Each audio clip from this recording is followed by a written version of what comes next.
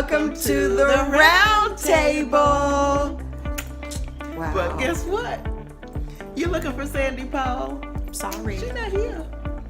Me and Mary are hosting the show today.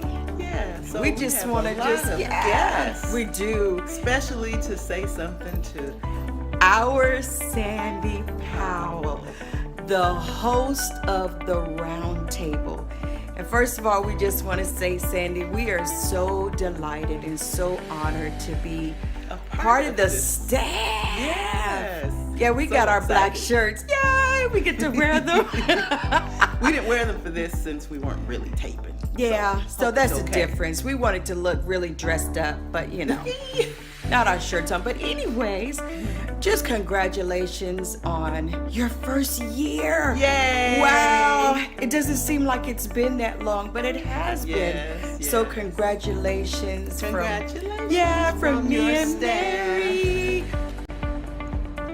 Hey, Prophetess Sandy, what a blessing it is to say happy anniversary to you on your 1 year anniversary at the round table with Prophetess Sandy. You're such a blessing to each of us. The community needed a TV show such as this. Very professional, always on point, always informative. So I want to say happy anniversary. I want to tell you how much I love you and how much I appreciate you. Enjoy life and enjoy this day. You deserve it. Happy anniversary, big sister. Love you. Hi, Mom. I am so super excited for you this week. This week has been a really good week. This is your birthday week. On top of your birthday week, this is also the anniversary of your first show for the round table. I cannot express, I don't have enough expressions to show how much I am so proud of you and happy for you. I think you have always been a jewel to me and always have been a wonderful woman, and I'm just so glad that other people are able to see my mom in all of her glory. I congratulate you, and I'm happy for you. I love you so much, and I pray that you have many, many, many more years and many, many more seasons. You guys tune in. If you haven't subscribed, please subscribe to Meet Me at the Round Table with Sandy Powell. And if you haven't, please make sure you do. Love you. Bye. It is the 1 year anniversary of the Round Table. I am so excited. Mommy has done a great job with this show. All of the awareness that it brings and the knowledge and education that it brings to the community is just phenomenal. I can think back of a time when you were right about to start this show. You kind of had some uncertainty, like, can I do this? Am I really going to be good at this? You are absolutely phenomenal. You are perfect for this. It rings your name all day long. You look great on camera, and I am just so excited for you, the future of your show, and I can't wait to see many years later of the round table. Congratulations. I love you with all my heart. First off, I want to say congratulations. It's been a whole year. I remember when you first told me that you wanted to start a show called The Round Table. And I told you to let me know because I am all in. And in the process, I've learned a lot. I've gained a lot to be more creative. So I guess we want to say happy anniversary.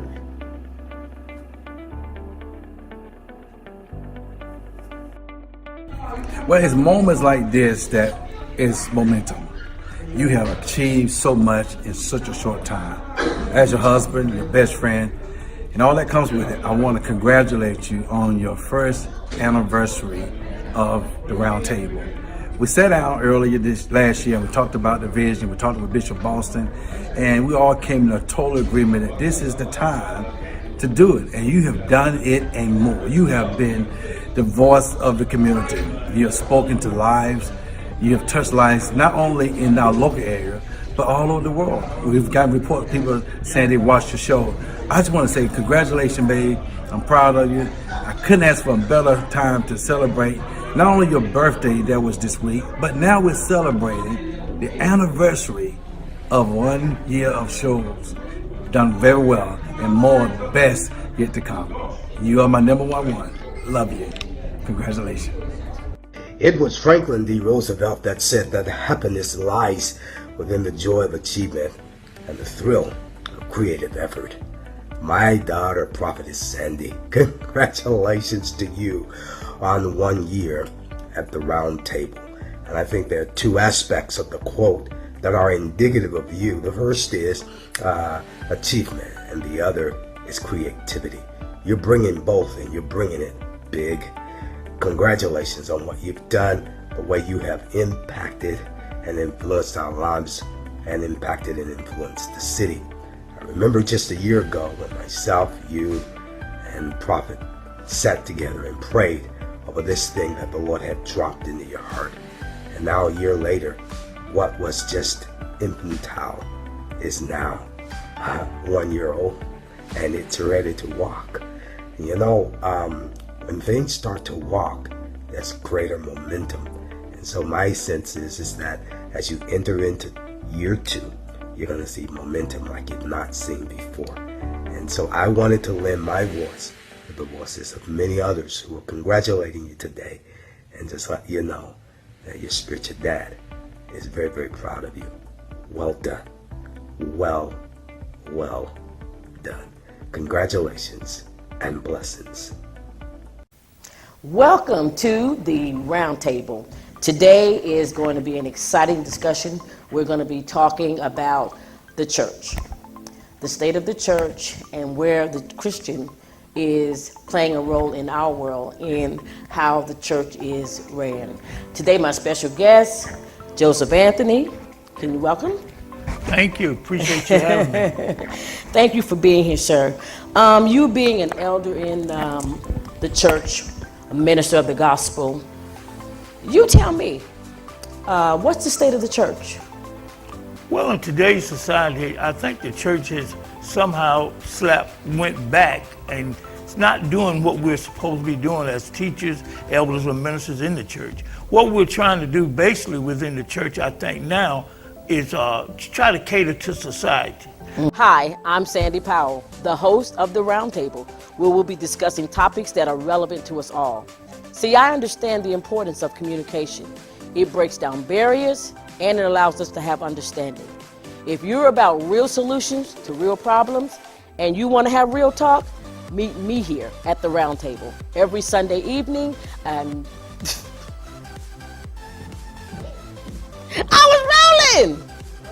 I was rolling. I was coming to the finish line, and I stumbled and fell and flipped. Hello, welcome to The Roundtable. Special guest today, Dr. Delta Joyce Outley. Yes, ma'am. CEO of SAVE. That is very correct. Standing Against Violence Education. Correct. That's what we're here to talk about today. Crime in our city. Crime. Let's get Y'all don't cut it out, we're gonna get the big switch. That's just it. That's the save. Save your hide before we tear it up. Do it right now. Because I'm not in charge. Right. Clearly.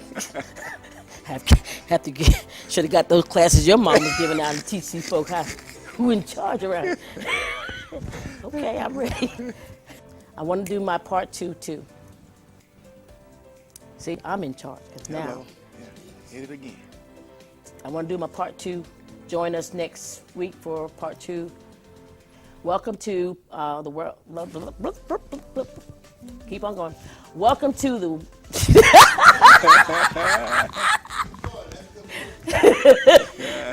Welcome to the round table. We will continue part 2 of a year review.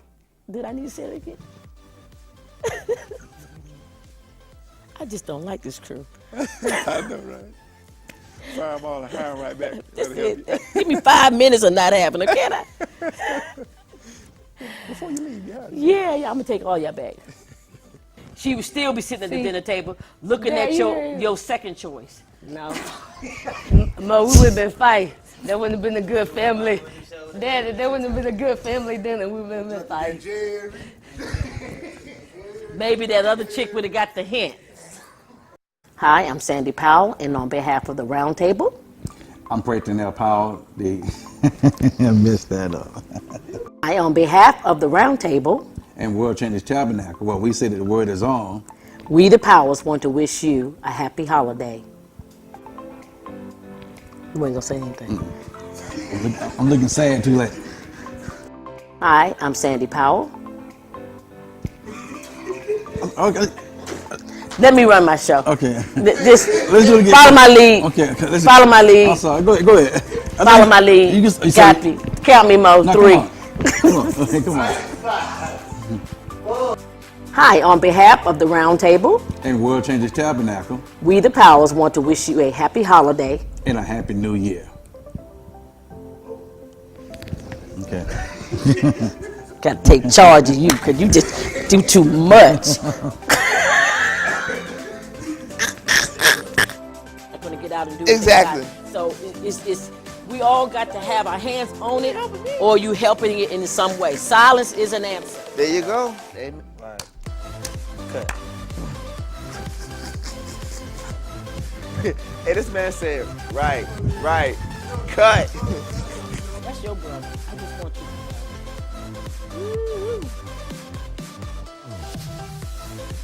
to know. Can I close it out after that? I mean, he ran off the stage. Cut. He really In the did. middle of the...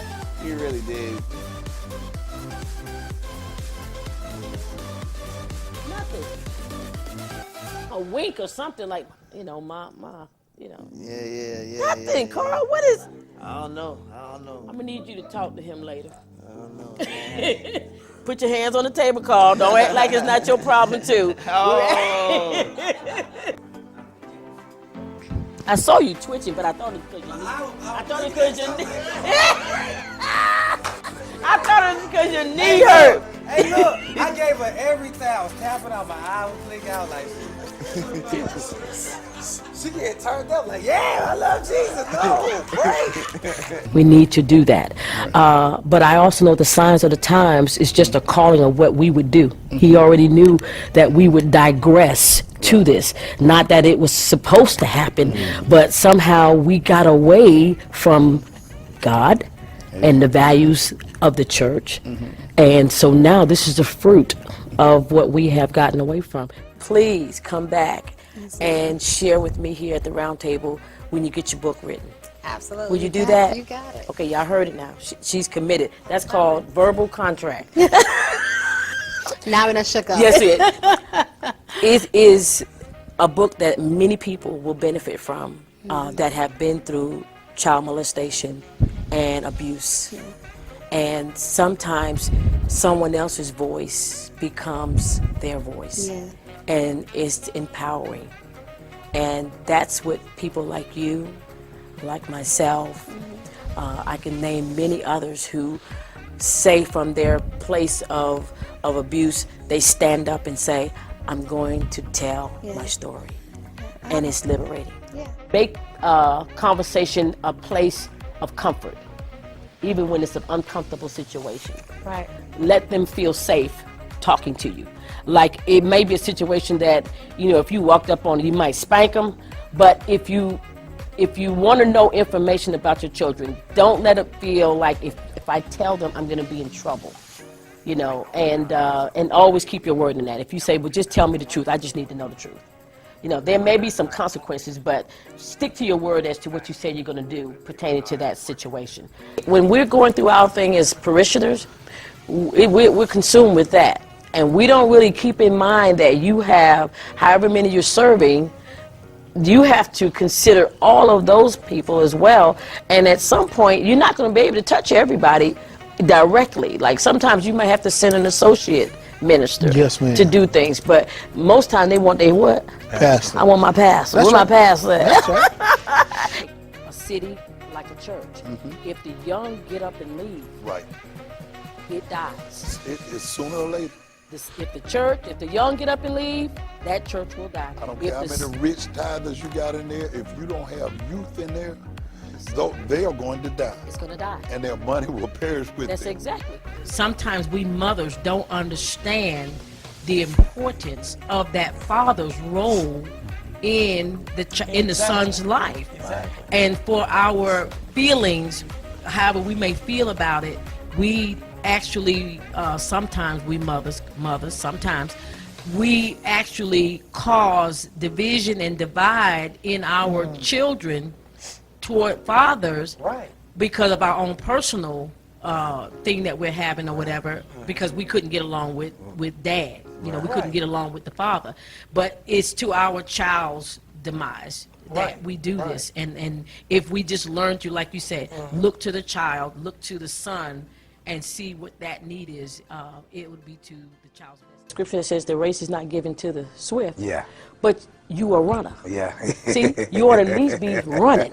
See, you don't have to be the first. Yeah. You don't have to be quick, fast. But be in the race. But at least be running. Can you be a runner? Come on now. Yes. And that's what we have now. We have now made it where you don't have to be a runner. No. You can sit on the side of the road. Sure. And you don't have to do anything. Sure. But we ought to be making forward motion. This should be striving. Sure. I should loathe the unclean thing that is produced in me. That's right. That should be my heart desire. That I don't like it, God. That's right. Help me with it. I want But it. now we teach. Yeah. Christ has done it all on the cross, which he has. Oh boy. And so now you can accept yourself the way you are. Yeah. And it's all good. Yeah. Well, I say to people all the time, Christ loves you the way you are, but he doesn't want you to stay the way. That's right. And I think that's important. It is important that we change, that we come up under the transforming power of the Spirit of God, and that we change. When we get there, then there's a power to live for him. There's a grace to live for him. And I want to say this just from personal testimony. It's possible. It's just possible that if you have a desire to live for God. When computers first got on the scene, we older people, we didn't want to give up our paper. I want to write it down. I want to write, and we didn't want to, go to the next thing of computers. And some people lost their jobs because they did not want to transcend to the next stage, which is computers. They felt like it was going to be too difficult to grasp and hold. And so I get that. And see, I put that out there for this one reason. But the one thing that I don't want the millennials to do is, in all of your getting, please get all understanding, because that paper pusher, what she's writing is going to go into that computer. Right. That's right. The information, the data, the wisdom, the experience that she has or he has, that is going to eventually end up in the computer, in the database, came from that little paper push. As pastors, we have to stay focused to what we are being called to do. You have to stay true to you and what God called you to. That's correct. To do in the earth. As the entertainment is announced, because I say once you put the light on, you got to see it. That's right. Once you turn the light on, you can't look away and say, I don't see it. And that's what this show is about. Because I like you, Pastor. No, this is not every church. No, it's not. And we start off running well. That's right. Who did hinder us? Who told us that we had to be a mega ministry? Come on. But mega in what? In the anointing Come on. versus the building. quantity, you know. And a lot of people think mega is predicated on the quantity. Right. But really, it's the quality. Right. Which is the yoke destroying, burden removing, anointing. Right. That's what makes us mega. The more issues that can come into the ministry, and I have the anointing to deal with it, to destroy it, to do away. I don't just want to break yokes. I want to destroy yokes. I want to, just do away with a lot of these revolving or recycling issues that we deal with because of our mindset of recycling church people. And that's what it is. Instead of getting delivered, we go to the next place with the same issue. We don't get delivered. So it just goes on and on. You know, you throw your trash out, we pick it up. we go. I'm not calling people trash. No. I'm not calling people trash. I'm saying the issues. The issues. The issues is the trash. That's As if we can handle it better, but it's still trash because it still stinks. I agree with you. Me myself, I also agree. I agree that there is, there should be like a head, a lead, a final authority. And although you may have two people like in a relationship who, like with us, husband and wife, and although you, like I said, do hear my voice, do consider what I'm saying, at the end of the day, the final authority is what you say.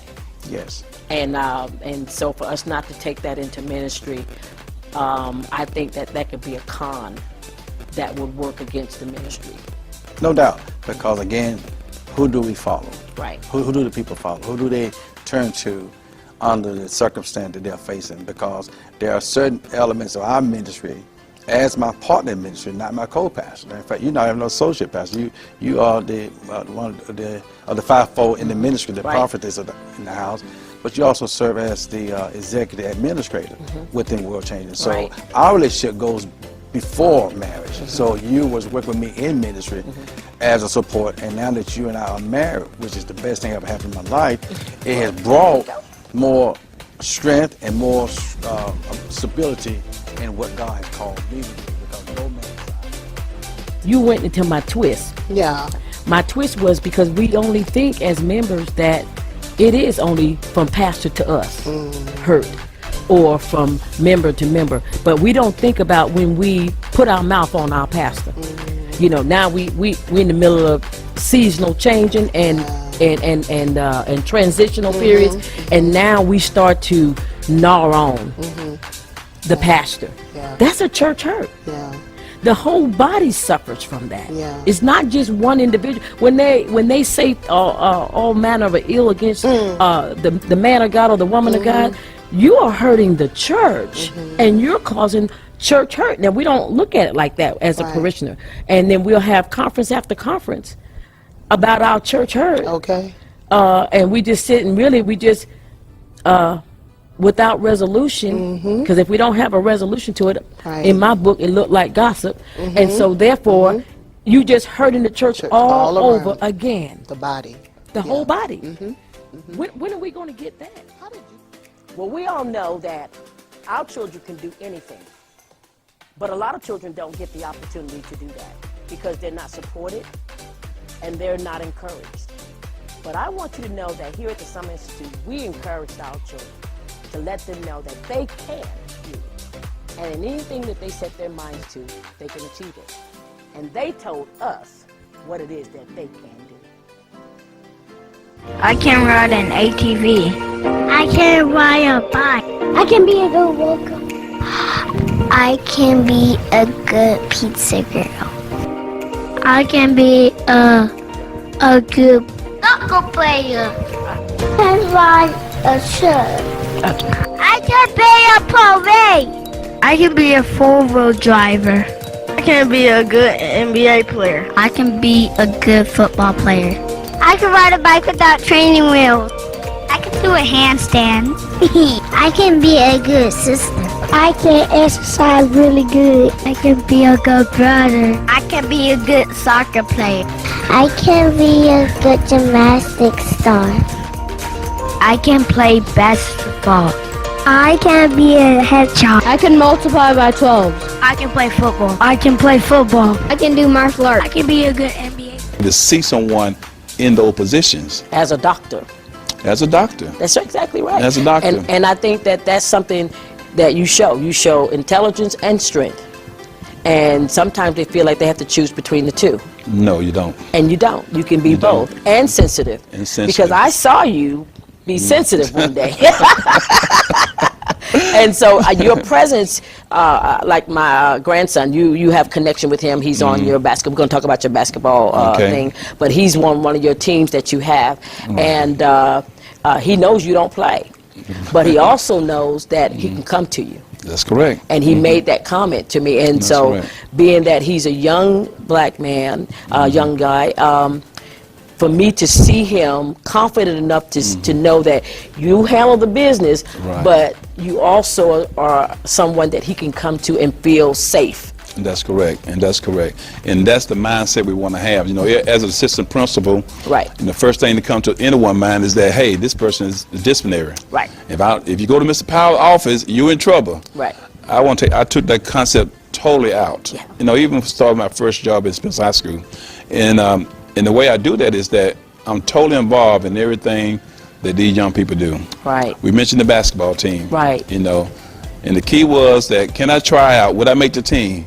No, everyone makes the team. Oh, awesome. I don't cut you, you cut yourself. Well, how do I cut myself? Your attendance, your grades, your behavior in the classroom and in the hallways. So you cut yourself, I don't cut you. That's right. And so I think when I saw them the other day, I was watching you practice with them, and you was hitting those jumpers one after another. You were Superman to them. They was like, whoa, whoa. Exactly. And so to me, when I watch them watch you, it does my heart good. Right. And and the actual institution that you're actually at right now was one that needed your presence. A lot of our diet is passed down in the cooking, of how we prepare our food. This is Mama taught us in the kitchen, this is how you do it. Absolutely. You take that half a handful of salt and you throw it in. Absolutely. You throw it in there, and this is the flavor that it'll bring. And so our palates become, accustomed to the flavor that we're used to, and we don't want to veer from that. As kids, that's how it starts. Exactly. And so with us, it's retraining ourselves to eat healthier and not necessarily take away foods as much as how we prepare some of those foods, because I think that to me in my house, that's what it is. I've actually seen, now not for me, but I've actually seen African American, black people, I'm not sure which one is correct anymore nowadays. Us folk. I've actually seen us Well, thank you so much for joining us here on the Round Table, where we've had an opportunity to look back over a year of past guests that Sandy Powell has had, from the guests to the bloopers and to the congratulatory messages and words of encouragement from various people. We want to thank you so much for joining us here, and we look forward to you seeing us next week with another topic on the Round Table. God bless you. To create a loving and caring community for all people and work together for justice and peace in our world. Recognizing that our spiritual journeys are all different, we strive to be respectful and inclusive concerning each individual's relationship with God. We believe that Christianity is a lifestyle, and we're committed to teaching, learning, and living the Word of God. It's more than a song, more than a shout, more than a dance. Whether you're a committed follower of Christ or just curious about God, you are invited to visit with us. Give us a call or check out our website for more information or to see our sermon times.